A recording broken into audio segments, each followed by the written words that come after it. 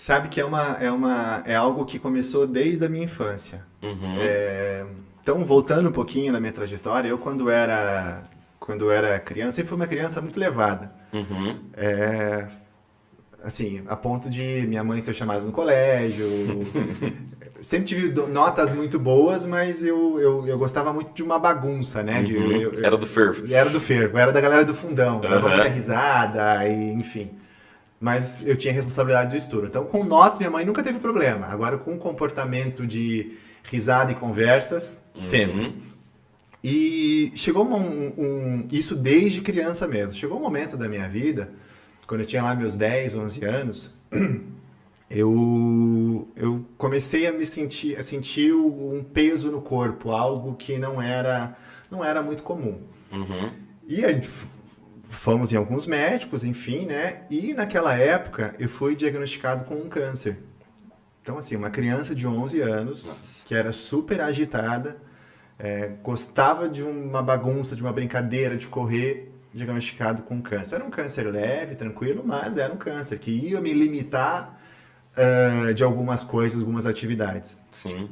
E passei por 2 cirurgias, não precisou de, enfim, quimioterapia, radioterapia, mas todo o período pós-doença, de recuperação, é lento, é Uhum. chato, então me privou de muitas coisas. Me privou de brincar, me privou de jogar bola, me privou de ir ao colégio alguns dias, Uhum. me privou de ter uma vida como qualquer outra criança nesse período aí de 1 ou 2 anos pós-cirurgia, né, de recuperação. Sim. E nisso eu percebi que lidar com tudo isso, para mim, mesmo sendo uma criança, eu desenvolvi uma responsabilidade muito grande, porque eu tinha que ser responsável. Minha mãe Uhum. estava confiando em mim, meu pai estava confiando em mim, que olha, conversamos, claro, mas a gente confia que você vai se cuidar. Sim. Porque você tem que ter noção da gravidade do que você está tendo. Então ali eu desenvolvi uma responsabilidade, de uma confiança dos meus pais, e de um outro momento, por mais que você tenha aí aquela queda de autoestima, a cirurgia foi na cabeça, então tinha ali um curativo enorme na cabeça, uma faixa que parecia um cotonete gigante. Então, assim, a gente sabe que criança é muito maldosa, né? Sim. É. Na inocência é maldosa. Então, assim, um Aham. cotonete gigante, enfim. Então, eu sabia que eu tinha que lidar com tudo Zero isso, pudor, né? né? Zero pudor. Então, tive que lidar com tudo isso.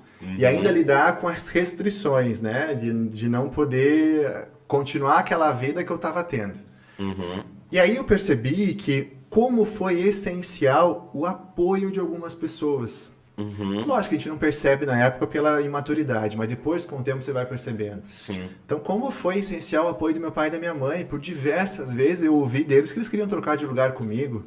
Então, se viu ali a empatia de um pai e de uma mãe. Amor de Uhum. pai e mãe, né? Não se compara, né? Exatamente. Mas o apoio do meu irmão, que também era um adolescente, mas estava me apoiando. Dos meus primos, que tinham a Uhum. mesma idade que eu e sabiam das minhas limitações e brincavam dentro das minhas limitações comigo, Uhum. né? Enfim, dos meus Massa. avós que se deslocavam para me ver.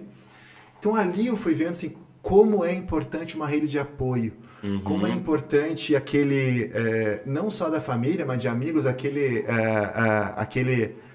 aconchego familiar, aquele aconchego de amizades, como as pessoas foram importantes para minha recuperação. Uhum. Hoje eu consigo perceber isso. Na época, claro, a gente tinha uma certa noção, mas com o tempo, que aí eu fui crescendo, as coisas foram melhorando, né? Enfim, graças a Deus nunca mais tem aquele período de 5 anos, faz exames para ver se o câncer volta. Não voltou, me recuperei super bem. Uhum. E aí a gente foi percebendo, eu fui percebendo que para eu definir a minha personalidade, minha vida profissional, eu precisava levar em conta o que eu passei, a minha história. Então, Uhum. quando eu fiz quando eu me formei, quando fiz minha graduação, minha graduação não tinha nada a ver com pessoas. Sou formado em ciências contábeis, sou contador por formação, Uhum. números. Mas desde o começo que eu comecei a estagiar na minha área, eu comecei a trabalhar, eu tinha um viés de RH, então viés em Uhum. pessoas, né? Sempre tive ali uma preferência para RH, para o departamento pessoal. Aham. E em um certo momento da minha vida eu falei, caramba, eu acho que eu sou apaixonado por pessoas. porque as pessoas tiveram um peso tão grande na minha vida, na minha trajetória, que isso formou dentro da minha personalidade, da minha cabeça, um propósito de vida, um propósito relacionado a pessoas. Então, quando eu fui me aperfeiçoando, qual que foi se tornando meu propósito? E hoje eu posso dizer, meu propósito de alguma forma é impactar vidas. Como? Dentro da minha profissão. Desenvolver pessoas. Então, hoje eu trabalho com desenvolvimento humano. Desenvolver pessoas. Usar a minha história, esse câncer, para ajudar outras pessoas. Eu participo de uma rede de pessoas que já tiveram a doença, que ajudam outras pessoas que têm a doença, ou que já se recuperaram, a ter essa visão positiva, se é que a gente consegue, né? O nome câncer já é algo negativo, Sim. mas ter uma visão positiva de tudo isso. E esse foi meu propósito. Ajudar pessoas de alguma forma. Então, como que eu ajudo pessoas? Como que eu impacto pessoas hoje? Desenvolvendo as pessoas, ajudando as pessoas a se recolocar profissionalmente, a encontrar um emprego, enfim. Então, toda essa minha trajetória de vida, o que eu passei,